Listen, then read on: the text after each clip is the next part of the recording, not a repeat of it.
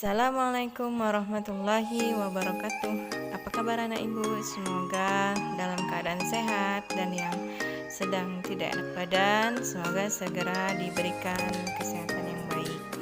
Nah, sebelum mulai kita membaca basmalah. Bismillahirrahmanirrahim.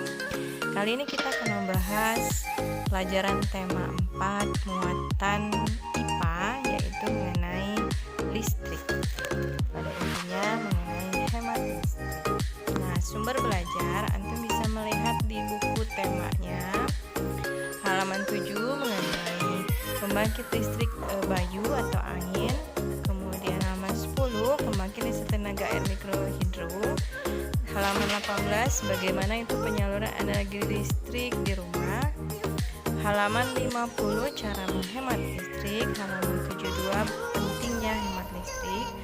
Halaman 102 sumber energi alternatif yaitu cahaya matahari. Kemudian 109 tentang prinsip dasar kompor tenaga surya, dan 113 cara membuat kompor tenaga surya yang sederhana. Nah, tujuan kita belajar menjelaskan cara menghasilkan, menyalurkan energi listrik, dan menjelaskan berbagai cara menghemat energi listrik, serta menjelaskan energi alternatif berupa tenaga surya. Nah, kita mulai ya. Pembangkit energi listrik. Energi listrik dibangkitkan dalam pusat-pusat pembangkit listrik. Nama pembangkit tersebut juga didasarkan pada sumber energi listriknya. Salah satunya yaitu pembangkit energi listrik tenaga bayu atau angin PLTB. Nah, seperti ini ya. Pernah lihat tidak? Di daerah Jawa ada ya pembangkit tenaga angin. Nah, prinsip kerjanya saat angin menggerakkan bilah atau turbin angin yang seperti kincir angin itu, generator akan menghasilkan listrik. Nah, ini yang skala besarnya. Semakin panjang bilah, semakin besar energinya. Nah, kenapa kita tidak diterapkan kalau sumber energi ini sangat mudah didapat? Karena cara membuatnya membutuhkan biaya yang sangat tinggi, sedangkan energi yang dihasilkan rendah. Lihat pada gambar di pojok kanan itu kan banyak itu tenaga turbin anginnya banyak ya. Nah, kemudian ini cara yang kedua, pembangkit energi listrik tenaga air. Nah, ini pada umumnya yang digunakan baik itu di desa-desa maupun di daerah perkotaan.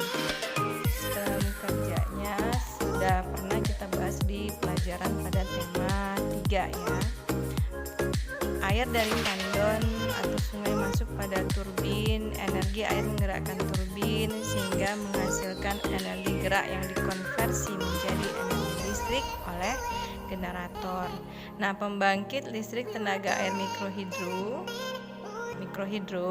memanfaatkan air terjun alam, saluran irigasi, aliran air sungai. Itu yang mikrohidro.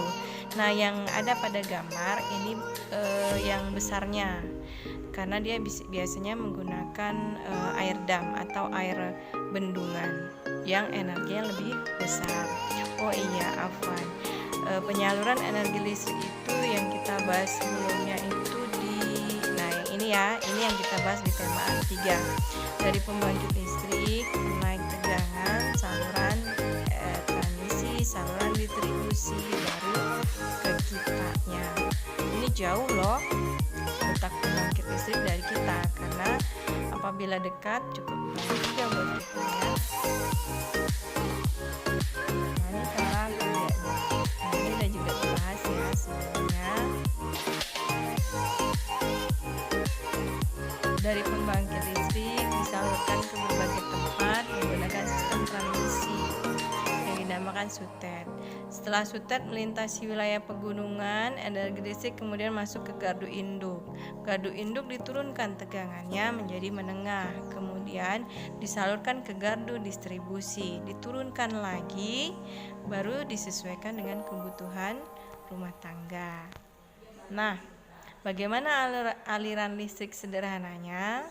Nah, sebelumnya juga pernah kita bahas ya, apa aja komponen listrik yang paling sederhana. Yang pertama adalah lampu, kedua kabel, tiga baterai. Nah, salah satunya lagi adalah saklar.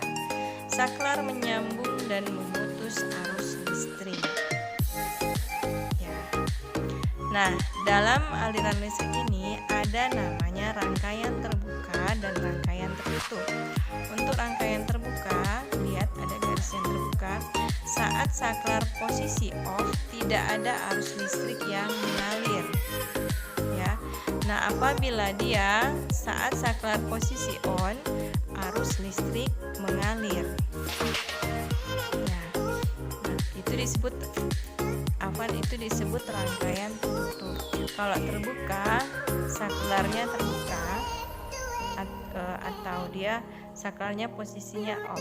Kalau rangkaian tertutup, saklarnya posisinya on. Nah, cara menghemat listrik. Yang pertama, tidak menyalakan lampu pada siang hari. Mematikan alat listrik saat tidak digunakan atau setelah dipakai. 3. Menggunakan lampu hemat energi. Macam-macam nih ya. Jadi sebelum beli perhatikan dulu dia hemat energi tidak. Kemudian 4. Tidak membuka kulkas terlalu sering dan ditutup dengan rapat. 5. Membuat sistem sirkulasi udara yang baik di rumah dan menanam beberapa tumbuhan di sekitar rumah. Jadi jika sirkulasi udaranya bagus, maka tidak perlu lagi menggunakan AC. Misal. Yang keenam, memilih alat elektronik yang menggunakan teknologi hemat energi. 7. Alat listriknya yang mempunyai daya rendah. Itu salah satu cara menghemat listrik. Nah, mengapa kita harus menghemat listrik? Yang pertama, untuk diri kita sendiri itu tagihan biaya listriknya turun ya. Kalau boros maka besar pula biaya listriknya. Yang kedua, pasokan listrik belum mampu mengikuti laju kebutuhan konsumsi listrik. Maksudnya kita sebagai masyarakat banyak yang menggunakan listrik, namun dari pembangkit listriknya itu kurang pasokannya.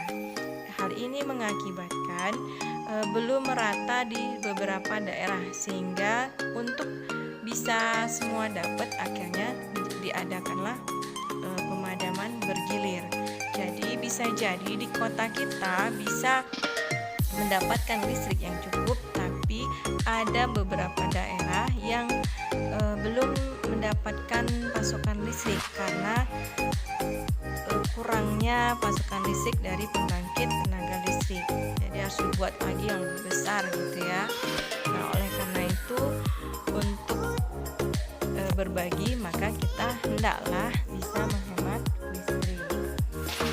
Nah, sumber energi alternatif yang dibahas yaitu dari sumber cahaya matahari yang kita kenal dengan PLTS, pembangkit listrik tenaga surya. Nah, ini sudah dibuat atau digunakan di beberapa daerah perkantoran maupun di pedesaan yang sangat sulit dijangkau oleh listrik. Pemanfaatan cahaya matahari agar menjadi listrik menggunakan sel surya. Namun karena alatnya ini mahal, maka tidak mudah untuk membuatnya ya. Namun ketika sudah dibuat, insya Allah hemat energi, hemat ongkosnya ya, hemat. Nah, seperti ini cara prinsip kerjanya. Pertama, panel surya mengubah sinar mati menjadi arus DC. Kemudian di interval mengubah arus DC ke AC. Oh, ini terbalik ya. Baru digunakan untuk kebutuhan rumah tangga. Nah, salah satu pemanfaatan tenaga surya yaitu kompor tenaga surya. Prinsip dasarnya yang pertama, pemusatan cahaya matahari menggunakan cermin atau bahan yang memantulkan cahaya. Yang kedua, mengubah cahaya menjadi energi panas pada bagian dalam kotak itu dibuat dari bahan yang berwarna hitam. 3. memerangkap panas dengan cara mengisolasi udara di dalam kompor dengan kantong plastik atau tutup panci berbahan kaca. Nah, seperti ini contohnya. Kompor tenaga surya berbentuk kotak. Jadi di dalam kotak itu bahannya berwarna hitam. Boleh dicoba di rumah ya. Namun kompor ini fungsinya menghangatkan makanan dan minuman serta mempasteurisasi. Kemudian yang kedua, kompor panel. Nah, ini yang memanaskan air, memasak beras, daging, dan sayuran. Sepertinya buatnya gampang ya, hanya tinggal dilekuk-lekuin aja sengnya ya. Yang ketiga contohnya adalah kompor parabola. Di Tiongkok ini digunakan untuk memasak dalam skala besar. Bayangin betapa hematnya energi. Ya, baiklah, demikian, semoga bermanfaat. Assalamualaikum warahmatullahi wabarakatuh.